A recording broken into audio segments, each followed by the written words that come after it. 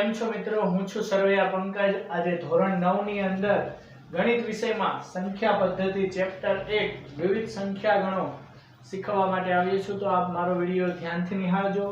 આ વિડિયો છે ધોરણ 6 થી 10 ના તમામ બાળકો તેમજ ટેટ ટાટની તૈયારી કરતા હોય એવા મારા તમામ મિત્રો કે બધાને આ વિડિયો ખૂબ જ ઉપયોગી થશે। વિવિધ પ્રકારના સંખ્યા ગણોની અંદર પ્રથમ સંખ્યા ગણ છે પ્રાકૃતિક સંખ્યા ગણ।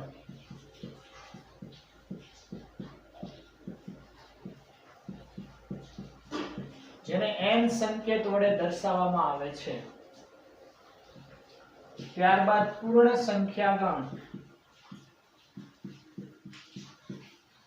જેને w સંકેત વડે દર્શાવવામાં આવે છે। ત્યારબાદ પૂર્ણાંક સંખ્યા ગણ,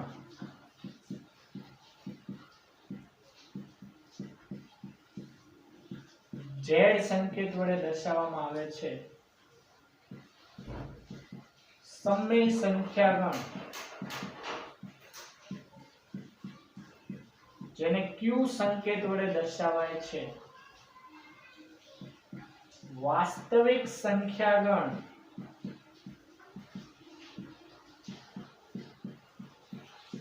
r સંકેત વડે દર્શાવવામાં આવે છે।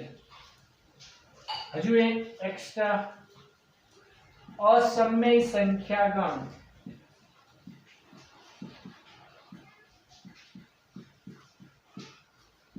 જેને i સંકેત વડે દર્શાવવામાં આવે છે।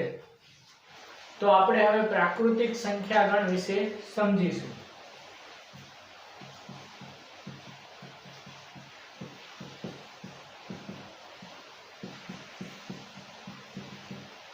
પ્રાકૃતિક સંખ્યા ગણને સંકેતમાં n વડે દર્શાવાય છે। આ ગણને સંકેતમાં n વડે દર્શાવાય છે।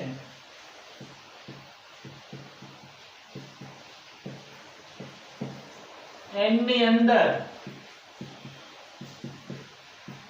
1 2 3 4 એમ અનંત સુધી સંખ્યાઓનો સમાવેશ થાય છે। ડોટ ડોટ ડોટ એટલે અનંત સુધી। આ ગણને ગણતરીની સંખ્યા કહે છે।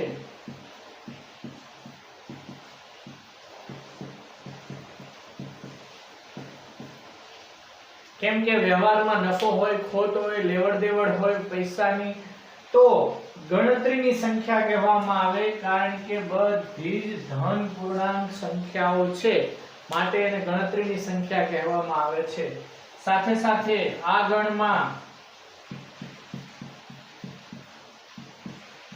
ધન સંખ્યાનો સમાવેશ થાય છે।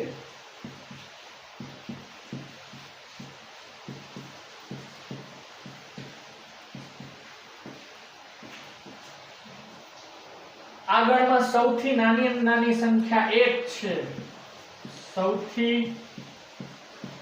નાની પ્રાકૃતિક સંખ્યા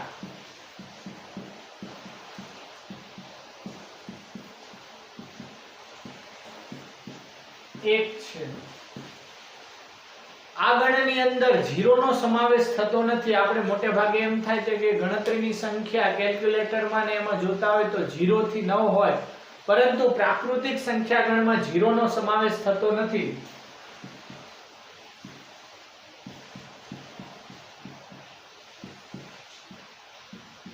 આ ગણમાં 0 એટલે કે શૂન્ય નો સમાવેશ થતો નથી।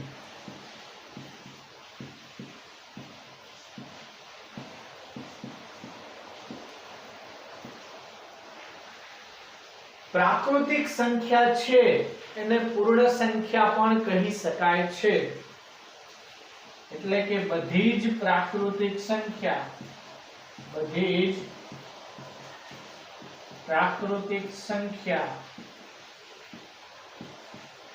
પૂર્ણ સંખ્યા છે।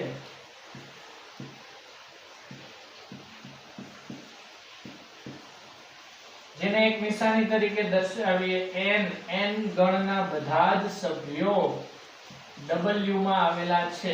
n ઉપગણ w આ ઉપગણની નિશાની છે. ઉપગણ એટલે એના તમામ સભ્યો છે એ પૂર્ણ સંખ્યામાં આવેલા છે. હવે પૂર્ણ સંખ્યાગણ જોઈશું આપણે. પૂર્ણ સંખ્યાગણ, આ ગણને સંકેતમાં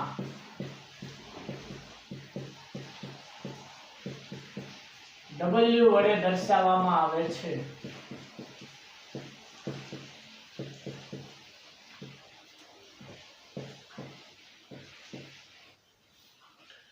પૂર્ણ સંખ્યાગણમાં પૂર્ણ સંખ્યાગણ W માં 0 1 2 3 4 ડોટ ડોટ ડોટ અનંત સંખ્યા સુધીનો સમાવેશ થાય છે. આની પહેલા n એ પણ અનંત સંખ્યાગણ હતો, w એ પણ અનંત સંખ્યાગણ છે. આની અંદર તમે ધ્યાનથી જુઓ તો શૂન્ય અને ધન પૂર્ણાંકોનો સમાવેશ થાય છે. આ ગણમાં શૂન્ય અને ધન પૂર્ણાંકોનો સમાવેશ થાય છે.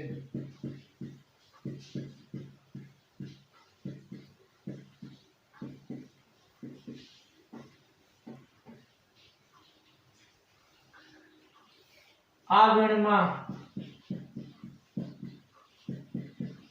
સૌથી નાની પૂર્ણ સંખ્યા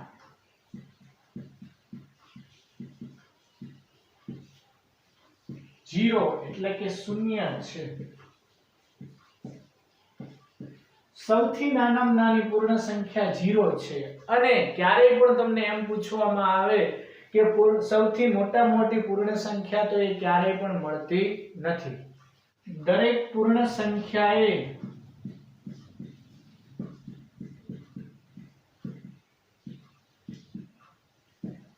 પૂર્ણાંક સંખ્યા પણ છે.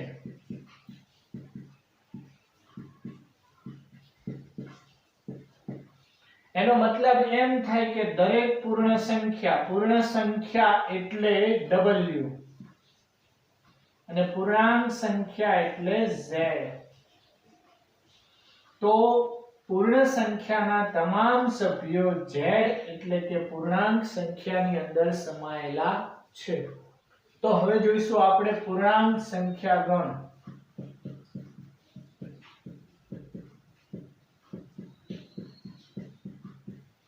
આ ગણને સંકેતમાં z વડે દર્શાવવામાં આવે છે.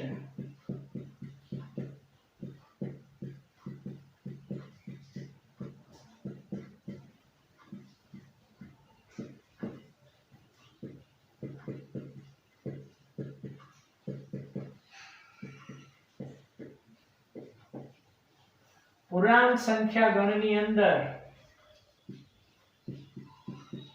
પૂર્ણાંક સંખ્યા ગણ z માં અનંત સુધી ઋણ પૂર્ણાંક -2 -1 0 0 1 2 ધન પૂર્ણાંક નો સમાવેશ થાય છે. આના ઉપરથી એમ ખબર પડે કે પૂર્ણાંક સંખ્યા ગણમાં શૂન્ય, ઋણ પૂર્ણાંક અને ધન પૂર્ણાંકનો સમાવેશ થાય છે.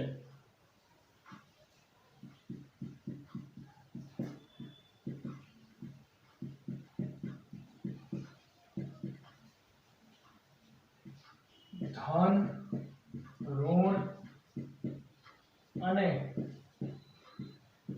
શૂન્યનો સમાવેશ થાય છે.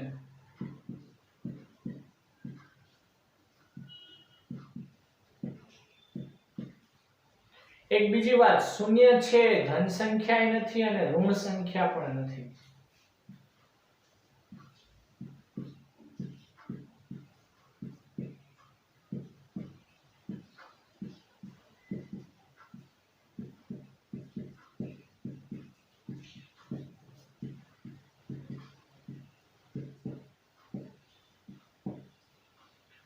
દરેક પૂર્ણાંક સંખ્યા એ સમય સંખ્યામાં સમાવેશ થાય છે.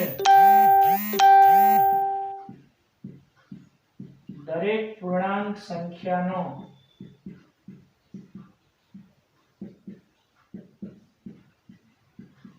સમય સંખ્યામાં સમાવેશ થાય છે।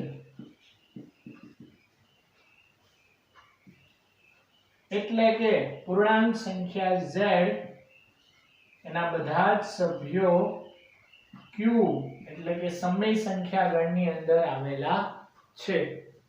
હવે જોઈએ આપણે સમય સંખ્યા ગણ।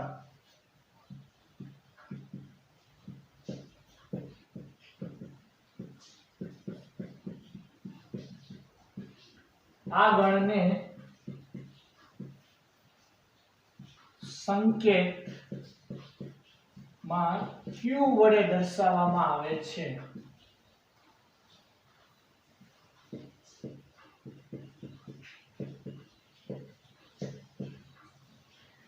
પહેલા આની સાથે સાથે વ્યાખ્યા જોઈએ।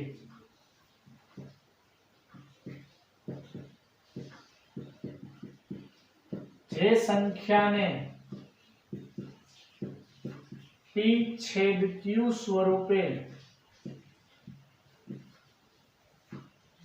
દર્શાવી શકાય તે સંખ્યાને સમય સંખ્યા કહે છે।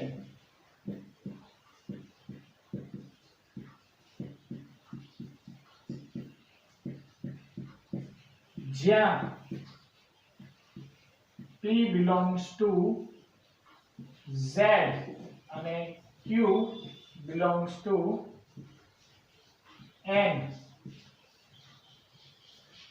તો પ્રથમ વ્યાખ્યા જોઈએ। જે સંખ્યાને p છેદ q સ્વરૂપે દર્શાવી શકાય તે સંખ્યાને સમય સંખ્યા કહે છે। p એટલે અંશ, q એટલે છેદ।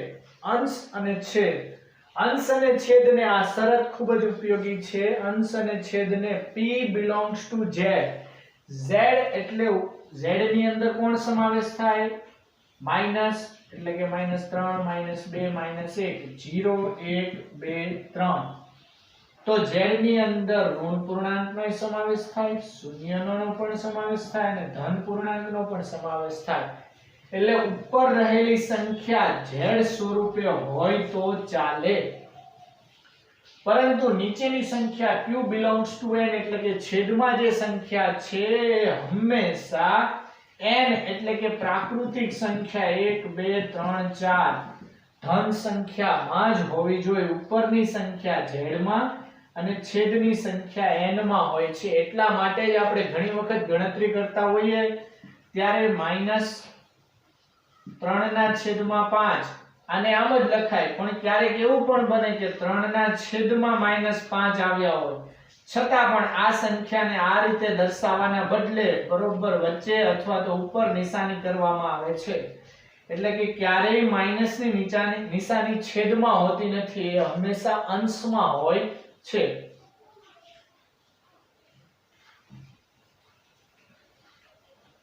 આ શરતને ખાસ ધ્યાનમાં રાખવી। p belongs to z અને q belongs to n। તો સમય સંખ્યા ગણની અંદર કોનો કોનો સમાવેશ થાય છે? તો સમય સંખ્યા ગણ q બરાબર, પહેલા આ બધા પૂર્ણાંકો લઈ લે, અનંત સુધી -3 -2 -1 0 1 2 3 એ પણ અનંત સુધી। એનો મતલબ એમ કે પ્રાકૃતિક સંખ્યા, પૂર્ણ સંખ્યા અને પૂર્ણાંક સંખ્યા ત્રણેયનો આની અંદર સમાવેશ થાય છે। એ સિવાય કેવી?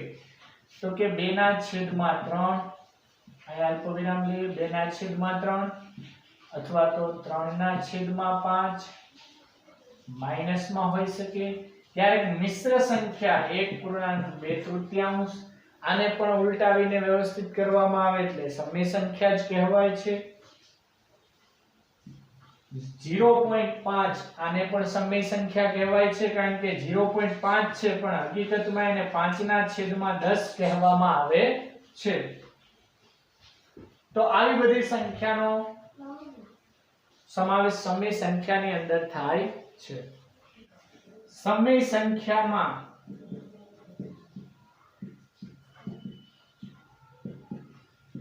પ્રાકૃતિક સંખ્યા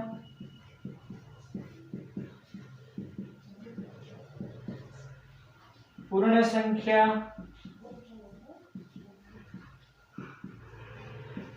અને પૂર્ણાંક સંખ્યાનો સમાવેશ થાય છે.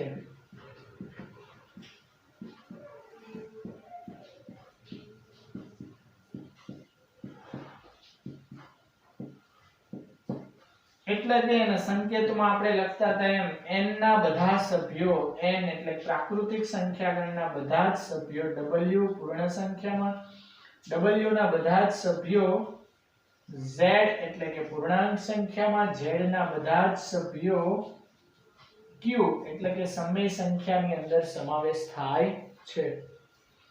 અહીંયા એક પ્રશ્ન આવો પૂછી શકે કે પ્રાકૃતિક સંખ્યાને સમય સંખ્યા કહેવામાં આવે છે તો ના.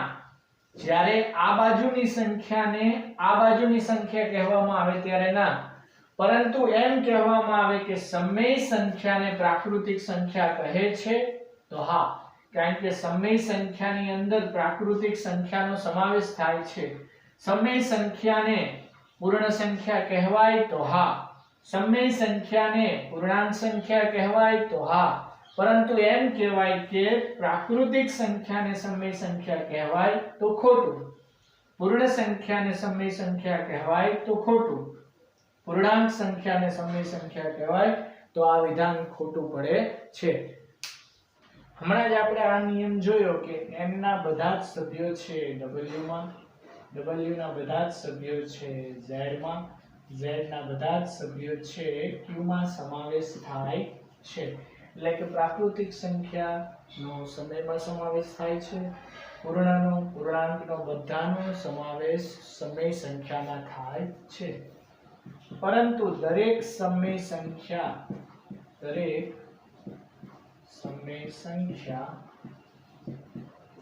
એ પૂર્ણ સંખ્યા નથી.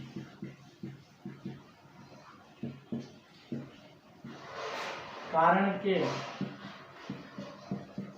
માની લો આપણે એક ઉદાહરણ જોઈએ કે 3/5 છે, 3/5 એ q નો સભ્ય છે. q એટલે સમય સંખ્યા, પણ એ જ 3/5 છે એ w નો સભ્ય નથી. w ની અંદર તો 0 1 2 3 અનંત સુધી એટલે કે માત્ર ધન અને શૂન્યનો સમાવેશ થાય છે, જ્યારે આ સંખ્યાનો સમાવેશ થતો નથી. એટલે દરેક સમય સંખ્યા એ પૂર્ણ સંખ્યા નથી. એવી જ રીતે દરેક સમય સંખ્યા એ પ્રાકૃતિક સંખ્યા પણ નથી. એ દરેક સમય સંખ્યા એ પૂર્ણાંક સંખ્યા પણ નથી. આ ખાસ ધ્યાનમાં રાખો. વાસ્તવિક સંખ્યા ભણતા પહેલા આપણે અસમય સંખ્યાનો ખ્યાલ મેળવી લઈએ. અસમય સંખ્યા, આ સંખ્યાને સંકેતમાં i વડે દર્શાવવામાં આવે છે.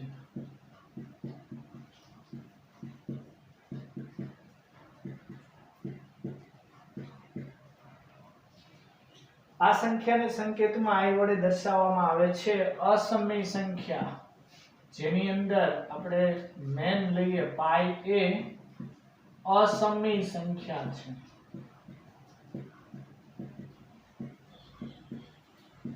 ઘણી વખત આ પાઈ નો આપણે ઉપયોગ થતો હોય છે. આ પાઈ છે અસમય સંખ્યા છે. તમને એમ થતું હોય કે પાઈ નું મૂલ્ય 22/7 છે તો એ સમય સંખ્યા હોવી જોઈએ, સમય સંખ્યા એટલે કે q, પરંતુ એવું નથી. 22/7 એ સમય સંખ્યા નથી. 22/7 એ અસમય સંખ્યા છે. જેવી રીતે 3.14 આપણને એમ થાય કે 3.14 એ સમય સંખ્યા છે, પણ હકીકતમાં એવું નથી. 3.14 આપણને એમ થાય કે 314/100 એટલે અંશ અને છેદમાં લખાણા તો તેને સમય કહેવાય, પરંતુ અહીંયા 3.14 છે q માં સમાવેશ થતો નથી. 3.14 એટલે કે તેનો સમાવેશ થાય છે i માં. આ ખૂબ જ અગત્યનું છે. આપણને દેખીતી રીતે એવું લાગે કે આ સંખ્યા સમયમાં છે, આ સંખ્યા સમય સંખ્યામાં છે, પરંતુ does not belongs to, તેનો સમાવેશ તેમાં થતો નથી. પણ તેનો સમાવેશ અસમય સંખ્યાની અંદર થાય છે, એટલે મહત્વનો પોઈન્ટ પહેલા લીધો.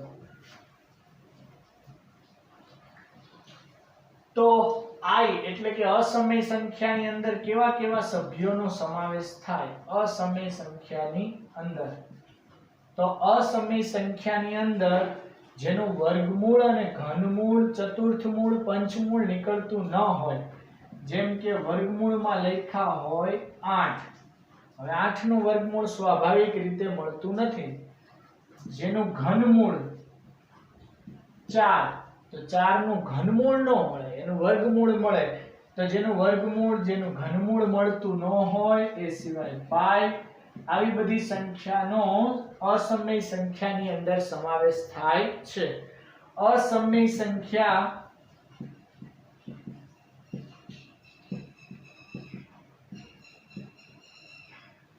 એ પ્રાકૃતિક, પૂર્ણ, પૂર્ણાંક કે સમય સંખ્યાગણ નથી.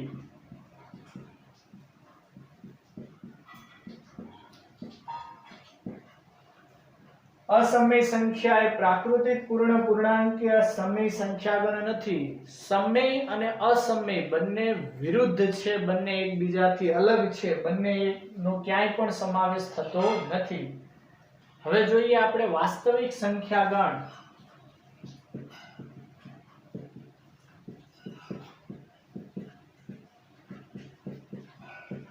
વાસ્તવિક સંખ્યાગણ, આ ગણને R સંકેત વડે દર્શાવવામાં આવે છે.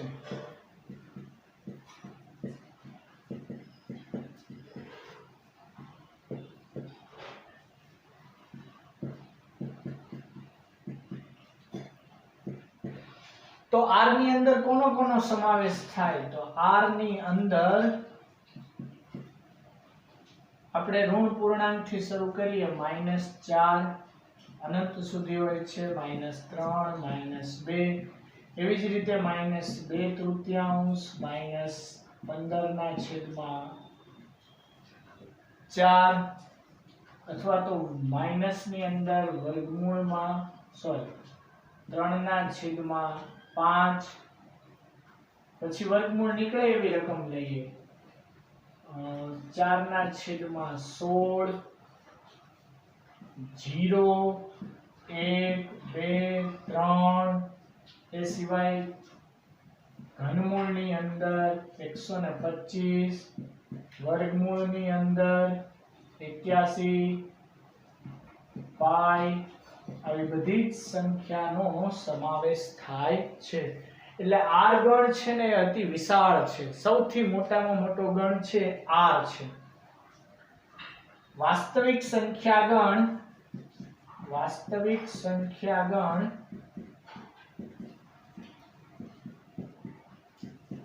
એ સમય સંખ્યાગણ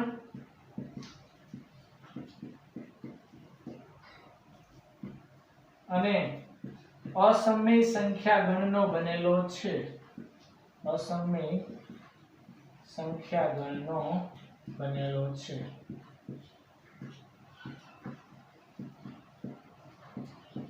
એટલે કે સમય સંખ્યા અને અસમય સંખ્યા બંનેને મિશ્ર કરો એટલે વાસ્તવિક સંખ્યાગણ R બને છે. આના ઉપર ઓલો નિયમ લાસ્ટમાં લખી લઈએ. n ના બધા જ સભ્યો આવે છે w માં, w ના બધા જ સભ્યો આવે છે z માં, z ના બધા જ સભ્યો આવે છે q માં, q ના બધા જ સભ્યો આવે છે r માં. આ બધું સળંગ ચાલે. સાથે સાથે લખી લઈએ કે i ના બધા જ સભ્યો આવે છે r માં, પણ i ના કોઈ પણ સભ્યો આ કોઈમાં આવતા નથી.